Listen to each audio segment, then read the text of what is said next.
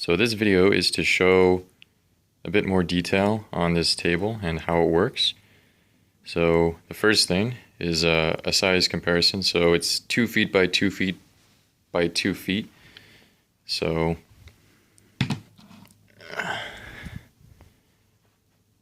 that's what it looks like compared to an actual Rubik's Cube. And this cube is in the same color configuration. I thought that's really important here, but so it's quite a bit larger.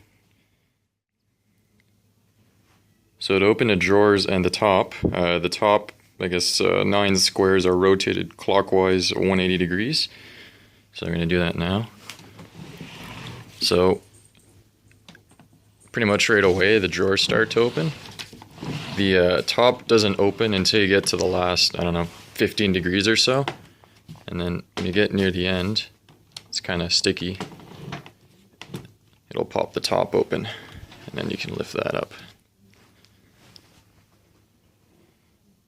So the top kind of hinges open. I didn't want any visible hinges from the outside, so I made these kind of like I don't know what you call it, like a 4-bar linkage hinge, so that the top kind of swings. Top kind of swings up and over the side. You can kind of see how it works there. So it clears this edge without there being any visible hinges. There's also this spring here that's just to help open it a bit easier. I mean, it's not heavy to open.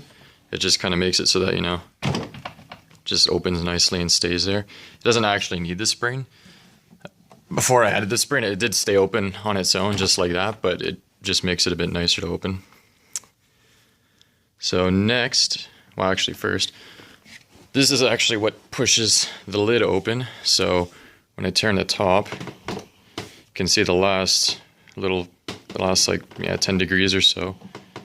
This little lever pushes up on this lever, and that pushes against these felt pads on the lid. That's just so that it doesn't make as much noise. There's also a felt pad under this one too, just so it doesn't rattle as much. And it's pretty sturdy. Like you can slam it and it won't damage it or anything. The lid itself is a pretty snug fit. Like even if I close it like that, like there's no buffers or anything. It just kind of, I guess, closes nicely because there's not much of a gap around it, so it's just the air itself kind of slows it down. So yeah, so now I'm going to take off these panels and we can see how the drawer mechanisms work. So I have to do this one-handed. Since I added this ledge around for the lid to rest on, there was no way that I could have one hardboard piece that would actually fit through the opening, so I had to break it up into 2, but it's not a big deal. And then you just kind of pop out like that. And this one obviously has the cutouts to clear the mechanism. And this is the inner workings. I didn't bother painting this obviously because it's never really seen. So this is in the open position, as you can tell from the drawers. So I'll just show by actually doing it. So if I turn this as if to close it, you can see the first thing that happens is this arm retracts from that latch. So that's actually what pushes the lid open, is that little that kind of ramp on the end of this arm. At the end of its travel, it pushes that open. And then you can see, so there's one kind of drawer. This pin is attached to this drawer, and then this pin is attached to this drawer. And then obviously these arms are just connected to this plywood base through these bolts. It's all kind of left a little loose intentionally just so it doesn't snag or anything. And I'll just turn it the full way now so you can see. Actually, I'll stand on the other side so the lid doesn't block the view. So now I'll just turn the top and we can see how it closes.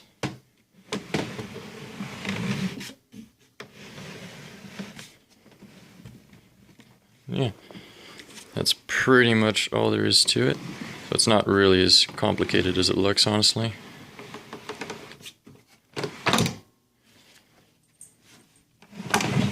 Yeah. And this whole top section is pretty easy to remove. I'll do that now. So all we have to do is, these aren't screwed in or anything, they're just held in by gravity.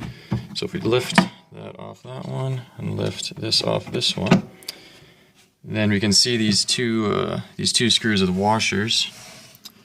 So there's actually kind of a recessed ground into this. This is actually an old wheel bearing from a car. So there's a recess, like a slot ground in, that those washers fit into. That just prevents it, so when you lift it, it doesn't, that holds the plywood basically to that hub. So to remove the top, all you have to do is loosen the screw a little bit, and then disengage that washer. Loosen this screw a bit. Pop that washer. This might be hard to do with one hand, but no, I guess not. And then the whole thing.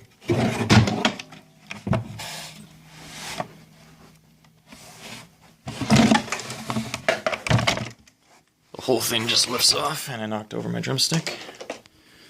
Yeah, there's the top on its own.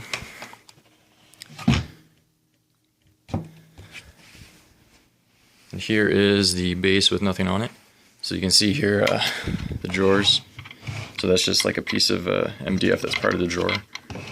This washer is just so that that arm doesn't fall kind of into the slot.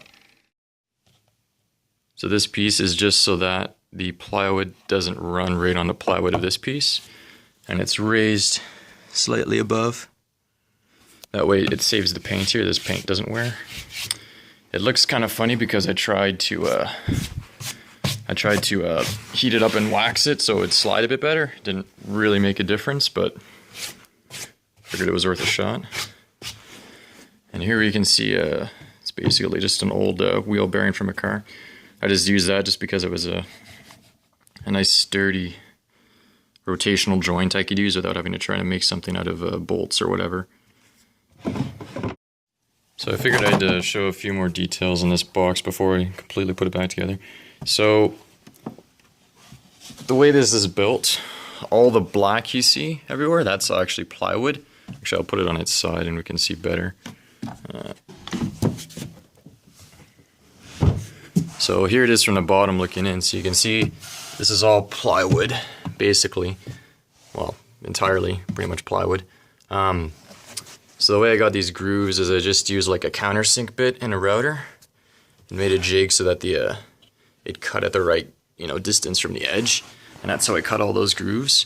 I figured it'd be easier to do that than to try to make these panels individual and then chamfer them and then try to glue them together or whatever. It was easier that way. And then the actual colored parts are it's hardboard, and I just hot glued them on the plywood. And the reason I did that is because that way, they're visibly sticking out a bit, which I think looks a bit nicer. Also, it was much easier to paint this way since I could paint them when they're not on the cube, and I wouldn't have to worry about spraying over the black parts already. And I used spray paint to paint these just because I thought it would give like a more glossy finish to make it look almost like it's really made from plastic, like a real Rubik's Cube, and it kind of worked. It looks pretty glossy.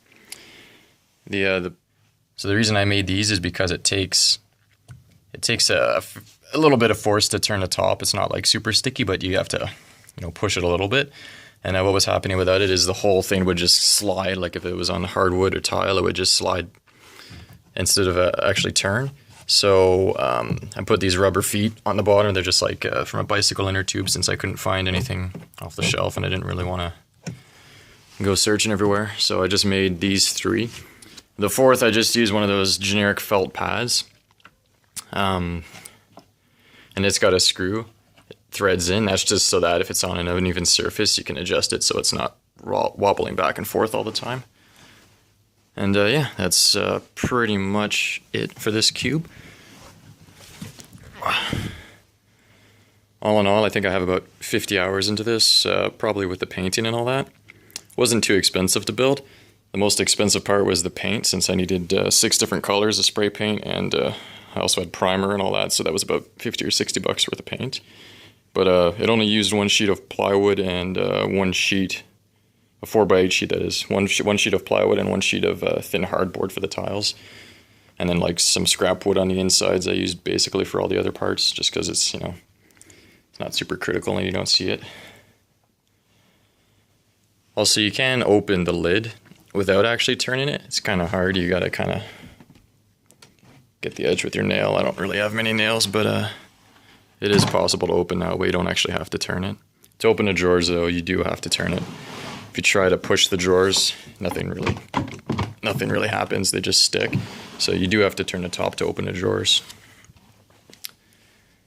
And that is basically it for the cube.